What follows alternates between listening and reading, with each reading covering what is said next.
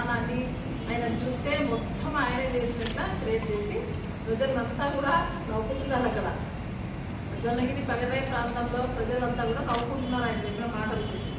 మొత్తం జరిగినదంతా Jio mines company వాళ్ళు క్లియర్గా అక్కడ పోయినా కూడా వాళ్ళే చెప్తారు వాళ్ళకి వాళ్ళు అడిగిన ప్రశ్నకి. ఈరోజు ఆయన ఈ విధంగా మాట్లాడడము చాలా ఆశ్చర్యంగా ఉంది. 2004లో క్లియర్గా అప్పటి ముఖ్యమంత్రి డాక్టర్ రాజశేఖర రెడ్డి గారు దాన్ని వెలుగులోకి తీసుకురావడము, ఇక్కడ అధికారికంగా నోటిఫికేషన్ కూడా చేస్తే బాగుంటుందని చెప్పేసి ఇవ్వడం జరిగింది. అప్పుడు ఆ అధికార నోటిఫికేషన్ ద్వారా తెలుసుకొని జియో మైన్స్ కంపెనీ వాళ్ళు మేము వస్తామని చెప్పి దరఖాస్తు చేయడం జరిగింది. ఆ తర్వాత అప్పుడు సబితారెడ్డి గారు కూడా మంత్రిగా ఉన్నారు.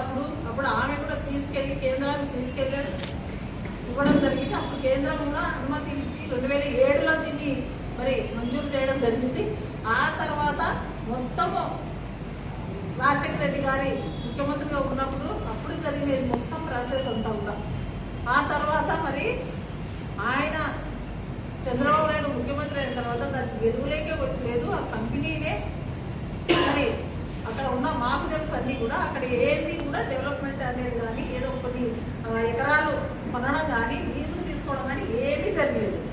తర్వాత మళ్ళా 2019 నుంచి 24 వరకు జగన్మోహన్ రెడ్డి గారు ముఖ్యమంత్రిగా ఉన్నప్పుడు మా ఫీల్డ్లో అది 200 ఎకరాలు అక్కడ కొనడం జరిగింది.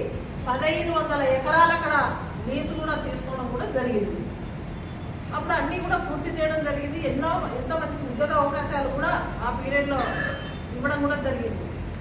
అప్పుడు అంతా అయిపోయి పూర్తి కొంచెం చిన్న చిన్న పనులుగా ముఖ్యమంత్రిగా జగనన్న ఉన్నప్పుడు చాలాసార్లు ప్రారంభోత్సవం చేస్తామని చెప్పేసి ప్రతిపాదించడం కూడా జరిగింది. కానీ కొన్ని ఇంకా వాళ్ళలాగా అరకొర ఉన్నా కూడా శిలాఫలకాలకి పరిమితం కావాలని ఎప్పుడు కూడా జగన్మోహన్ రెడ్డి గారు ఆశపడడు. ఏదైనా ఒక పని పూర్తయిన తర్వాతనే దాన్ని పూర్తి చేసి మనం ప్రారంభిస్తాం అనుకుంటాడు. కానీ ఇంకా చిన్న చిన్న పనులు ఉన్నందుకు దాన్ని పూర్తయ్యే లోపల కోడ్ రావడం జరిగింది. ఆ తర్వాత 2 ఏళ్లకే వాళ్ళు ఏం చేసింది లేదు, ఏం పెట్టింది లేదు. మొత్తం అది మైన్స్ జరిగిందంతా కూడా కాంగ్రెస్ పీరియడ్లో. ఆ తర్వాత జగన్ ముఖ్యమంత్రి అయిన తర్వాత మొత్తం ప్రాసెస్ అయ్యి జరిగేది అది విధానం.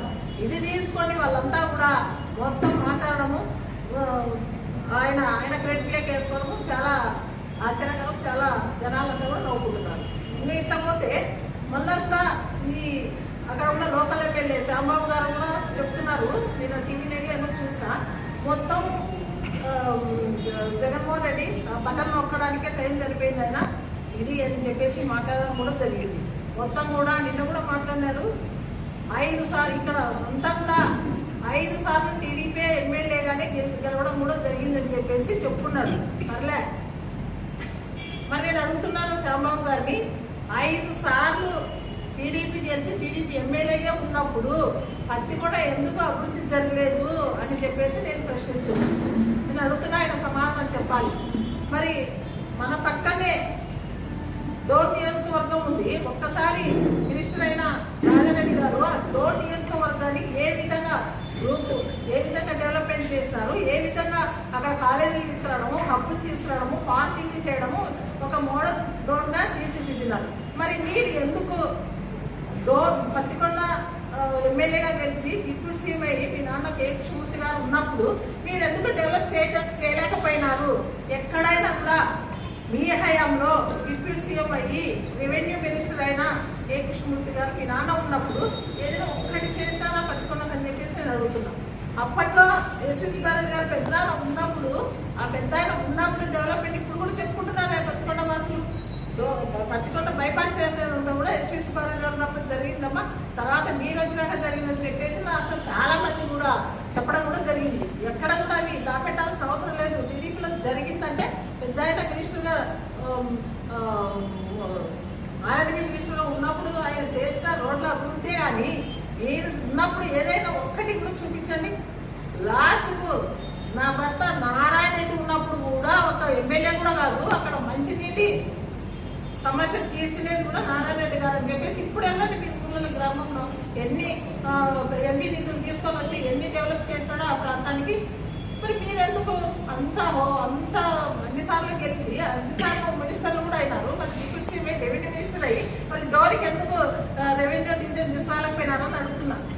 రెవెన్యూ మినిస్టరే కదా మీ నాన్నగారు, అప్పుడు ఎందుకు మరి రెవెన్యూ మినిస్టర్ కూడా ఒక సబ్ డివిజన్ కానీ ఎందుకు ఎక్కడో డోర్కి రావాల్సిన అవసరం ఏమొచ్చింది అని చెప్తున్నా. మరి ఈ రోజు రెవెన్యూ డివిజన్ వచ్చిందంటే మా పీరియడ్లో జగనన్న ముఖ్యమంత్రి ఉన్నప్పుడు, నేను ఎమ్మెల్యేగా ఉన్నప్పుడు revenue division block valley area అది అంతా కూడా బతికుండా అక్కడ ఏమైనా తీసుకురావాలి డెవలప్ అవుతుంది అని చెప్పేసి అంత దూరము వెళ్ళలేదని చెప్పేసి ఆనాడు ప్రపోజ్ చేసేది జగనన్న. మేము మా పీరియడ్లో నేను ఎమ్మెల్యేగా ఉన్నప్పుడు చేస్తాం. ఇలా అందరూ కూడా ఎవరైనా అడిగినప్పుడు చెప్తారు.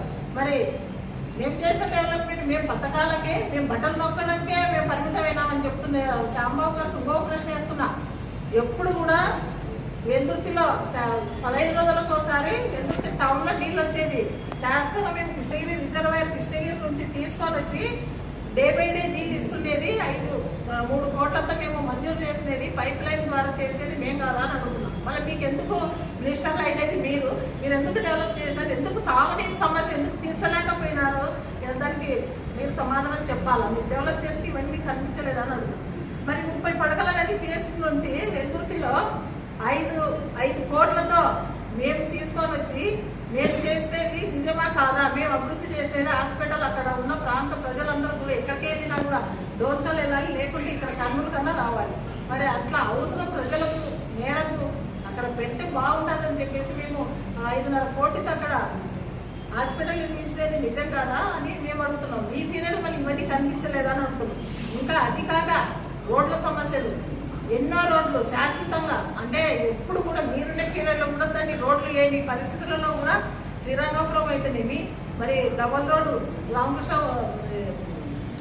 రామలకోట అయితేనేమి, అక్కడ ఓసులు టు మొలగవేలు అయితేనేమి, ఇక్కడ ఓసులు టు మదికెట్టు మొలగవేలు అయితేనేమి, ఇవన్నీ శాశ్వతమైన రోడ్లన్నీ కూడా ఎప్పుడు కూడా వేయని రోడ్లన్నీ మేము శాశ్వతంగా రోడ్లు కోట్లతో నిర్మించలేదు. మేము నిజం కాదా, ఇవన్నీ మీకు కనిపించలేదని మేము చేసిన పనులను అడుగుతున్నాం. సుమారుగా దాదాపుగా సచివాలయాలు, ఎన్ని సచివాలయాలు, ఎన్నో రైతు భరోసాలు, ఎన్ని వెల్నెస్ సెంటర్లు, ఇవన్నీ కూడా మా పీరియడ్లో అన్ని భవనాలు వచ్చినది మా పీరియడ్లో కాదా అని మేము అడుగుతున్నాం. ఈరోజు అధికారికంగా ప్రభుత్వంతో వచ్చిన నిధులతో అన్నీ కూడా మేము మా అధికారంలో ఉన్న డబ్బుతో మా ప్రభుత్వంలో వచ్చిన బిల్డింగ్లు కానీ రోడ్లను కానీ ఈరోజు మేము పూర్తి చేసేటువంటి మీరు ఈరోజు శిలాఫలకాలకు ఆవిష్కరణ శిలాఫలకాలని ప్రారంభించుకుంటా మీరు ప్రజలకన్నీ అబద్ధాలు చెప్పుకుంటా మీరు అన్ని ప్రచారాలు చేసుకుంటున్నారు. కానీ ఈరోజు ఏ ఊరికలను వెళ్దాం, ఎక్కడికైనా పోదాం, ఈరోజు ఎంతమంది మహిళలు అయితేనేమి, రైతన్నలు అయితేనేమి, ఆయన చాలా ఈజీగా మాట్లాడినాడు. బటన్ నొక్కుడికే పరిమితం. ఆ బటన్ నొక్కడం వలన ఎంతమంది సేఫ్ అయినారు, ఎంతమంది విద్యార్థులు కానీ మహిళలు అయితేనేమి, ఫీజు రియంబర్స్మెంట్ అయితేనేమి, అమ్మఒడి అయితేనేమి, రైతు భరోసా అయితేనేమి, ఒక్కటి కాదు ఏదైనా తీసుకో. ఆ నొక్కుడు వల్ల ఎంతమంది బాగుపడినారో ఒక్కసారి ఆ నొక్కుడులో ఉన్న లాభాలు ఏంటివో శ్యాంబాబు గారిని తెలుసుకోవాలని చెప్పేసి నేను ఈరోజు అడుగుతున్నాను. మరి గోల్డ్ మైన్స్ మేము ప్రతిదీ వైసీపీ వాళ్ళు కన్నీరు పెట్టుకుంటున్నారు, మేము అన్నీ కూడా ప్రారంభోత్సవం చేస్తుంటే మాకు నవ్వు వస్తున్నది.